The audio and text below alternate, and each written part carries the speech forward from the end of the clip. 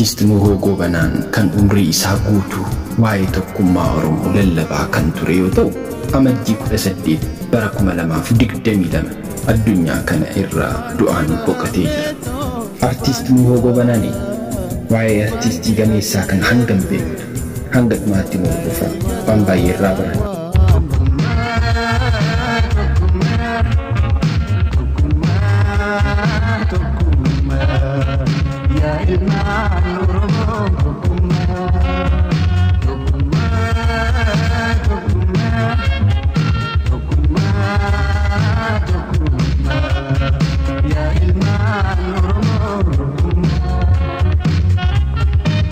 Magaalaa Dirree Dhawaa Qaafiraa ganda gaaraatti abbaa isaa obbo Muhammad Goobanaa fi haadha isaa Faaxumaa Adamirraa dhuma bara 1940 keessatti dhalate. Maqaan isaa Nuhoo Goobanaa kan jedhame waamamuufis maqaa akaakayyuu isaatiin waamamu waan jaallatuufidha. Nuhoon obboleessa dhiiraa tokkoo fi obbolaa dubaraa 3 kan qabu yoo ta'u, hangafti isaa Muhammad Goobanaan barnoota amantiitti fuulleeffate. Nuhoon ammoo gara sirbaatti as dhufe. Qaafiraatti Nuhoo wajjin guddachuu isaanii kan himan amma magaalaa Dirree Dhawaa kan jiraatan adde Sa'adaa Faaraa. Nuhoon daa'imummaarraa kaasee fedhii fi qalbiin isaa hundi sirba qofa ture jedhe. Inni akka obboleessa isaa gara barnoota diiniitti darasummaatti hin deemne. Fedhiin isaa daa'imummaattuu muuziqaadhuma kana xaasaa faadhee sirba. Hiriyyaan isaa Hamiid Muhammad jedhamu walaloo barreessee Nuhoof kenna. Nuhoon ammoo sagalee isaa bareedaa sanaan sirbaa ture jedhan.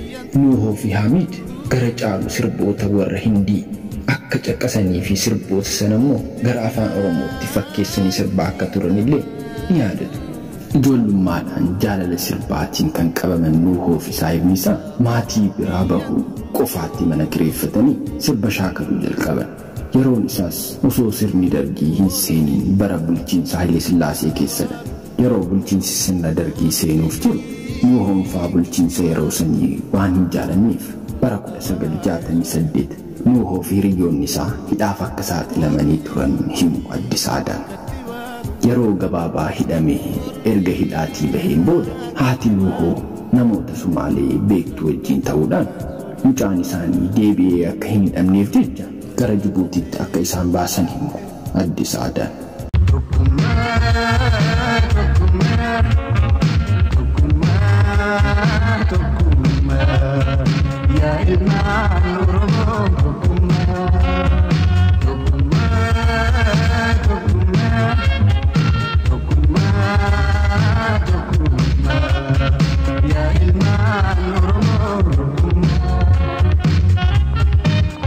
Jireenya baqattummaa Nuhoo fi sirba. Weellisaa Nuhoo Goobanaa umrii isaa gara caalu kan dabarse baqattummaadhaan Jibuutiidhaa hanga Yemen, Saudi Arabiyaa, Itaalii, Kaanaadaa, Keeniyaa fi biyyoota biroo hedduu keessa marmaareera. Jireenya baqattummaa tokko jedhee kan eegale yeroo sirni Dargii aangoo qabatudha. Hiriyoota isaa wajjin gara Jibuutiitti imaluun kan jalqabe. Namoota bara sana Nuhoo wajjin biyyaa baqatan keessaa tokko yeroo ammaa Kaanaadaa Otowaa kan jiraatan obbo Abdoo Aliishooti. Jalqaba Nuhoo wajjin gaafa Jibuutiitti baqan barri isaa akka lakkoobsa Awurooppaa 1979 ture. Jibuutii erga turreen booda bara 1980 keessa gara Yemenitti ceeni jedha. Namoota isa wajjin baqatan keessaa inni tokko ammoo Elemoo Aliiti. Nuhoon yeroo Jibuutii turetti hojii isaa hojjetachaa, yeroo hafteen immoo waan aartiin afaan Oromoo isa irraa barbaadu qooda isaa bahata ture. Achuma Jibuutiittidha albama isaa jalqabaa kan inni uummataan biraan gahe. Albamni yeroo sanii akka ammaa kana sirba gaariitti qindaa'ee hin turre. Manuma keessatti gitaaraa fi kiiboordiidhaan kan hojjetamu. Sirba hoggas baasee garri caalu sirba qabsoo fi sirba jaalalaa ture. Sirbi inni bara sana Jibuutiitti ittiin jalqabe keessaa tokko sirba qeerroo mataa tuutaa jedhudha. Qeerroo mataa tuutaa hin jarjartu suuta jechaa sirba. Albama isaa kan jalqabaa irratti sirba hedduu isaa gitaaraan kan taphate ofuma isaati. Ergasiidhaan gara Saudi Arabiyaatti cehuudhaan albama isaa lammaffaa Elemoo waliin ta'uudhaan kan hojjetan. albama isaa lammaffaa kana keessaa harki 70 kan ta'u sirboota warraaqsaati. Sirba tokko kan yaa galaana jiru jedhu jireenya baqannaa isaa kana ilaalee kan sirbedha. Hedduus beekamtii argateefiira. Yaa galaana jiru fuutee namaan deemta, fedhii xiyyan laaltu, tanteetiin deemta, goljoon an jaaladhes fuutee narra diigda jechaa sirbe.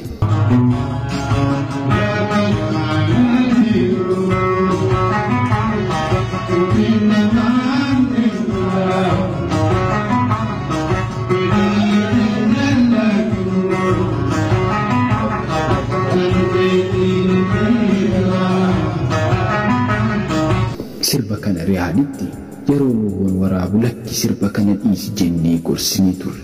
Inni garuu waan itti amane kana dhiisuun barbaanne jedha hiriyyaan isaa Elemoo Alii. Yaa Nuuhoo, dubbiin galaanaa tulluun deemte lakki dhiisin jedheen sirbi kan uummata kiyyaa qofa jedhee didee kan waraabe jedha. Sirba yaa galaana jiru jedhu kana Elemoo fi Nuuhoon yaadannoo akka irraa qabanillee ni hima. Sirba sana baasee torban isaatti mana inni jiraatu bokkaan seene halkan maatii isaa qabatee mana kiyya dhufe.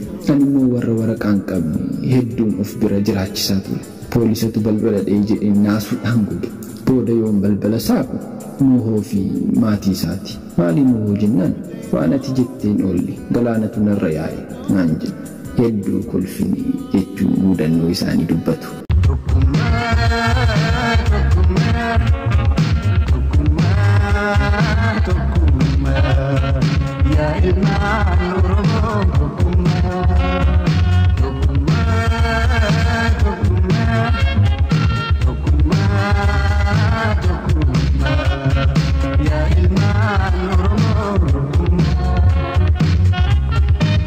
Nuuhoon Riyaad keessatti yeroo sirba kana baasu guyyaa konkolaachisummaadhaan hojjechaas ture. Nuuhoon waan hunda caalaa saba isaa jaallata jedha Elemoon. Yeroo inni sirboota qabsoo sirbu sanatti dammaqinsa akkasii namni qabu hedduun turre jedha. Yeroon sun akka ammaa kana teekinooloojiin hin jiru, hubannoo fi dammaqinsillee hin turre. Yeroo dukkanaati. Nuuhoon yeroo sanatti saba isaa dammaqsuuf hojjechaa ture. Sirbi Nuuhoo hawaasa Oromoo gurra isaanii keessa ture jedha Elemoon. Nuuhoon yeroo sanatti sirboota qabsoo Saawudii keessatti waraabee gara biyyaatti erguun uummanni akka dhagahee dammaqu waan godheef biyya keessatti yeroo sana sirba Nuuhoo dhaggeeffachuun yakkamaa nama godha ture. Yeroo sana dirree dhawaafaa keessatti manuma isaaniitti namoonni sirba Nuuhoo dhaggeeffatan jedhamanii dararaman laayyoo miti. Kanneen sababa kanaan ajjeefamaniyyuu ni jiru jechuun hima Elemoon. Jireenya baqattummaa keessatti tokkummaan Oromoo biyya baqaa jiru garuu waan ajaa'ibaa akka ture sima.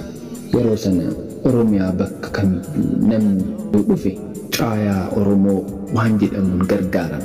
Nama haaraa dhufe caayaa kanatu mana kireeffatee fi nyaataa fi waan barbaachisu guutaaf. Gaafa hojii argate atis hojii kee hojjechaa ji'aan nama haaraa dhufuuf Riyaada 50 kaffalta.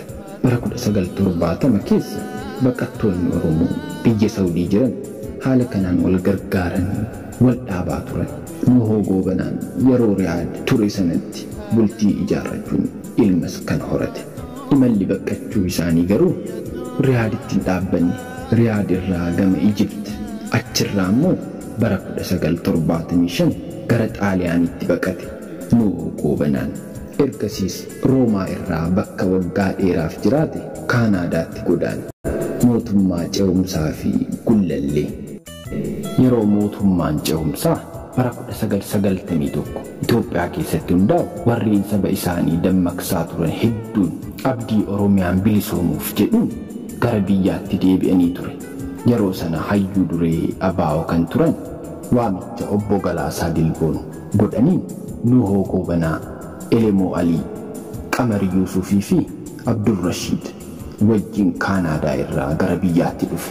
Yeroo sana waamichatu nuuf godhame bara 1991tti.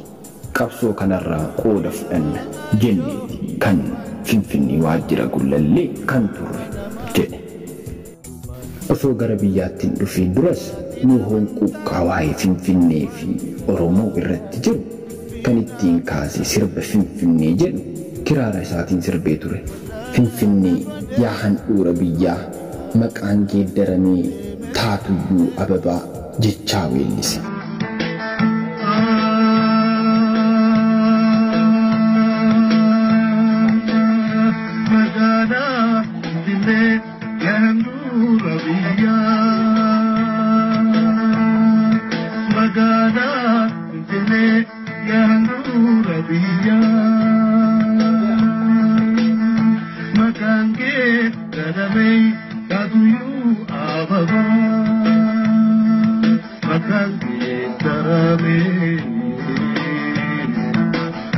Qabsoo irratti qooda fudhachuuf kan dhufe Nuhoo Goobanaan waajjiruma gullallee turanii booda keessa haalli akka yaadame ta'uu diduun yeroo abaawoon mootummaa ce'umsaa keessaa ba'u isaanis Kaanaadaatti deebi'an.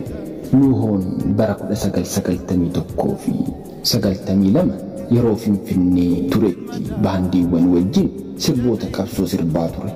Erga gara Kaanaadaatti deebi'ee sirbi mata dureen isaa Gullallee lafa seenaa jedhu sirbeera. Sirba kanaan waan gaafa gullalleen ture ta'ee fi yaadannoo fi quqqaawwan hedduu keessatti kaase Nuhoon. Gullallee lafa seenaadha. Baay'eedha kan si yaadatu. Oromoon sin irraanfatu. Gullallee lafa seenaadha. Baay'eedha kan si yaadatu. Oromoon sin irraanfatu. Gullallee lafa seenaadha. Baay'eedha kan si yaadatu. Oromoon sin irraanfatu. Seenaa gaafas ture dhalootaaf dabarse. Imala gara biyyaa fi jireenya isaan boodaa ture. Nuhoo Goobanaa waggoota 13 dura guutumatti jireenya isaa gara biyyaatti taasifate. Haati warraa isaa Adde Maaliyaa Alii akka BBC'tti himanitti Nuhoon Kaanaadaa irraa gara Keeniyaa deebi'uun waggoota 3 Naayiroobii erga jiraateen booda bara 2000tti gara Itoophiyaatti deebi'eera. Ergasii waggoota 6 hojuma aartii hojjechaa turuun waggoota 7 darban hanga ammaatti sababa dhukkuba isa mudateen manatti hafee hojii aartii jaallaturraas adda ba'e. Nuhoon yeroo humna qabu waan hojjete aartii fi qabsoo saba kanaaf oolchaa ture. Summii tokko ofiifis maatii isaatiifis hin oolchine. Erga dhukkubsatee gargaarsuma lammiitiin jiraachaa jira. Lammiin keenyas haalaan isa gargaaraa jiru jedhan Adde Maaliyaan. Nuhoo Goobanaan haadha manaa 4 irraa ijoollee 6 horateera. Ijoolleen isaas Ameerikaa, Jarman, Kaanaadaa fi Itoophiyaa keessa jiru. Nuhoon weellisaa tokkummaa nama qabsoo Oromootiif umrii isaa kennee jiraatedha jechuun ibsu hiriyyaan isaa yeroo dheeraa Obbo Abdoo Aliishoo. Walleewwan Nuhoo hedduun garaa nama raasti. Jaalala biyyaa namatti naqti. Nuhoon nama saba isaatiif of wareegedha. Waan inni ummata keenyaaf godhe waan guddaadha.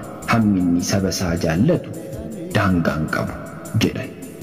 Hanga dhukkubsatee aartii irraa adda bahutti Nuhoon sirboota qabsoo fi jaalalaa hedduu sirbe. Sirboota isaa keessaa tokkummaa, 911, nattiin waamii, markabatoo fi kanneen biroo daran kan beekaman ta'anis walii galaa waggoota 40 darbeef kan sirbi lakkoofsaan nama beeku hin arganne.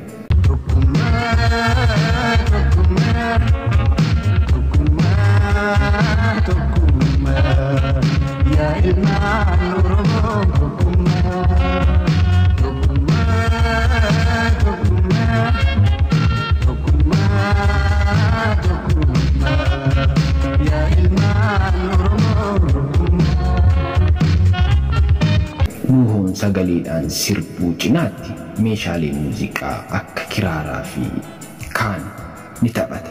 Afaan Oromootiin alas afaanota akka Amaaraa, Ingiliffaa, afaan Arabaa, Somaalee fi Faransaay dubbachuu danda'a. Afaanota Somaalee, Arabaa fi Amaariffaatiinis sirbeera. Weellisaa hangaftichi Nuhoo Goobanaa tokkummaa Oromoo irratti ejjennoo hirraafamne qaba ture. Waggaa tokkoon dura dhukkubsatee yeroo hospitaala turetti gaaffii fi deebii waliin Oromoon tokkummaa isaatiin alatti waan biraan qabu tokkummaa keessan cimsaa jedhee dhaamuun isaa ni yaadatama. Artiist Nuhoo Goobanaan kan umrii isaa guutuu waa'ee tokkummaa Oromoo lallabaa kan ture yoo ta'u, amajjii 18 bara 2022 addunyaa kana irraa du'aan boqotee jira. Kutaalee seenaa Nuhoo Goobanaa keessa hanga numayyaa taatu waan baay'ee waan hubattan nutti fakkaata. Yeroo biraa bal'inaanis irra deebinee isiniif dhiyeessina. Galatooma.